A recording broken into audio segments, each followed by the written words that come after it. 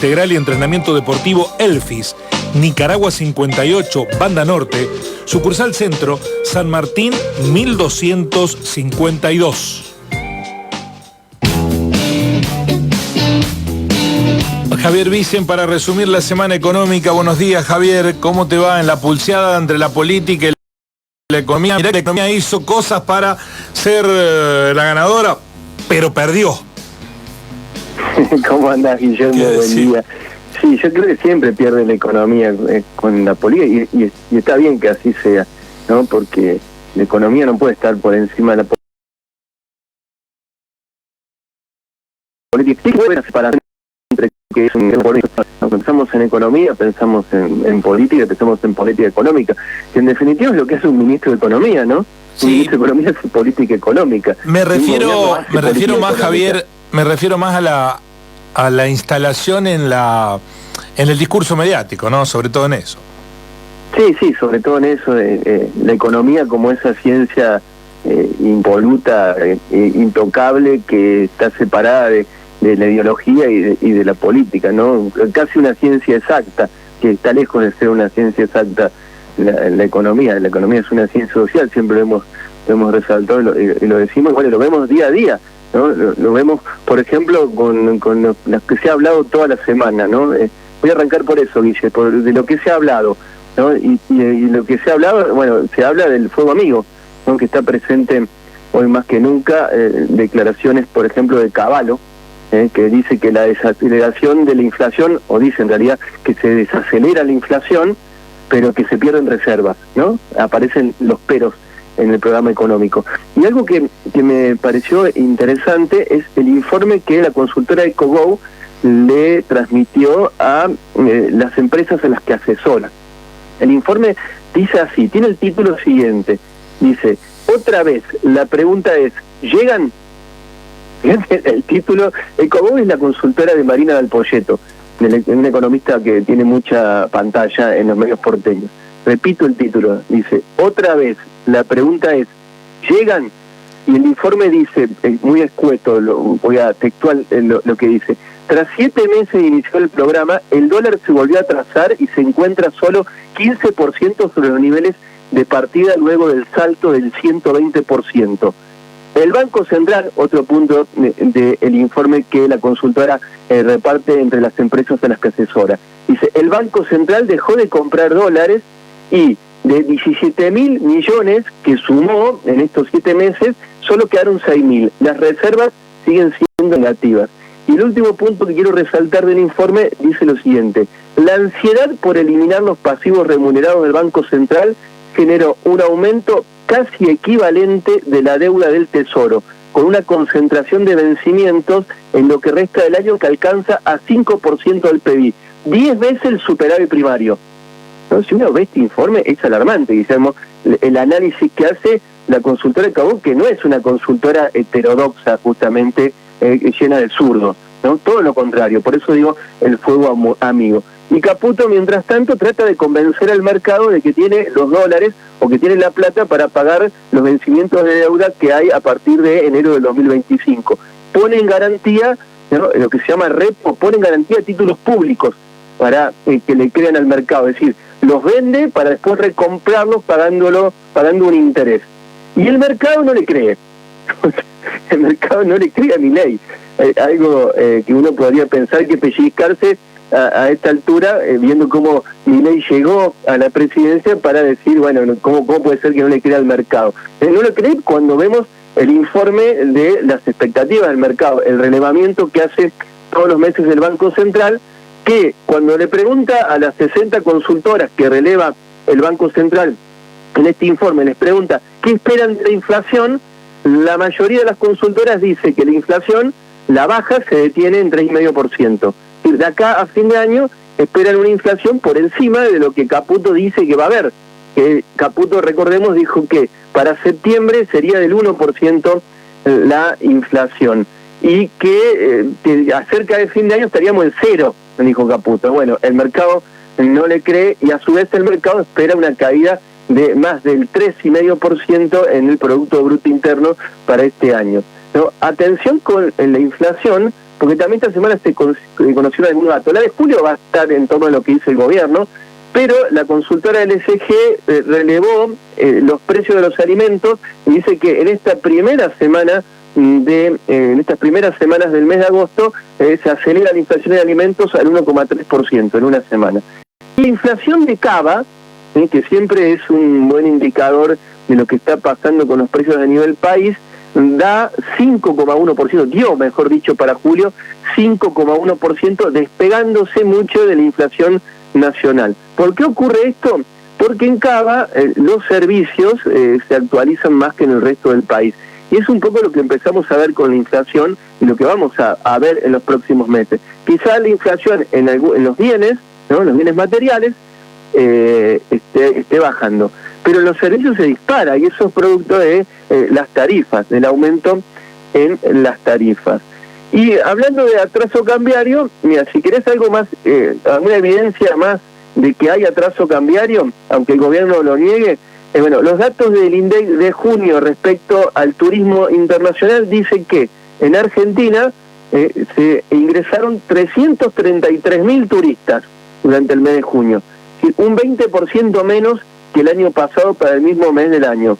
Y salieron 500.000 argentinos a hacer turismo internacional, un 21% más que el año pasado, ¿no? Hay una porción de los argentinos que está, no sería veraneando porque estamos en invierno, pero que va a veranear a otros lados, ¿no? Y eso, ¿cuándo pasa eso en Argentina? Pasa cuando el dólar está barato, ¿no? Como las colas para cruzar a Chile a comprar electrodomésticos que se han visto a lo largo de este año. Bueno, mientras todo eso pasa, ¿no?, hay argentinos que disfrutan del el dólar barato, la industria sigue sin tocar fondo. Datos oficiales de junio, 20% la caída interanual cuando comparamos con respecto al mismo mes del año pasado.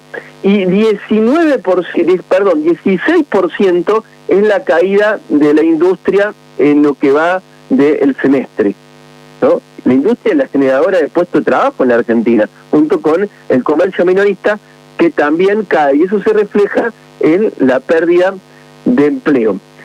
Hay un repunte leve de la construcción en junio respecto a mayo de este año. Ahora, la caída interanual es 35%.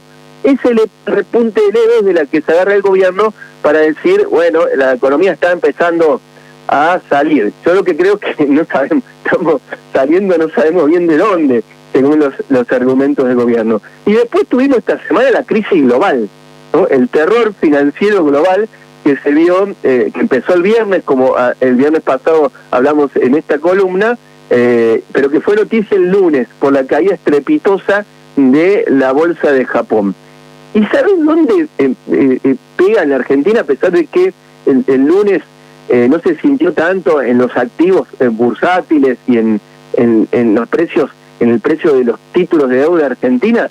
¿Sabes dónde se siente, Guille? En los commodities, en las commodities, en la caída del precio de la soja y del petróleo. Dos de los bienes que Argentina le vende al resto del mundo y que hoy son muy importantes para generar dólares. Bueno, hay una caída en los precios internacionales y eso no es una buena noticia. Y también se siente en la devaluación del real brasileño. Las monedas de los países emergentes se están devaluando cuando Argentina, que es un país emergente, está revaluando el peso. Eso es otro dato para que analizar respecto a la macroeconomía y a la inconsistencia del gobierno. La esperanza del gobierno sigue siendo Trump, que supuestamente, no sé qué tendrá arreglado Milei con Trump, como Macri lo arregló en su momento, pero la esperanza sigue siendo que Trump sea electo presidente de los Estados Unidos para que aparezca la plata. Pero Trump está cayendo en las encuestas y la nueva candidata demócrata está primera, según los sondeos de opinión pública, ¿no? Eso es todo lo que tiene que ver con lo que se ha hablado esta semana y que lo hemos reflejado parcialmente en la columna del precio de las cosas. Ahora vamos de lo que no se habla, ¿eh? Si te parece, y con esto empezamos a delinear el cierre de la columna.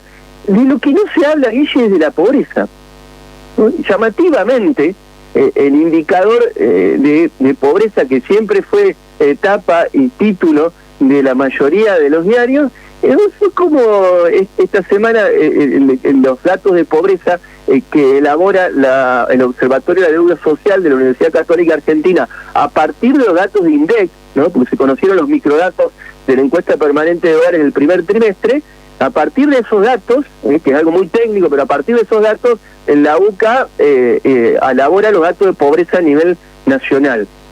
Bueno, fue un titulito en la mayoría de los diarios, que el 55% de los argentinos es pobre, es decir, casi 6 de cada 10, y que 20% de los argentinos es indigente, es decir, 1 de cada 5, 7 de cada 10 niños están en hogares pobres.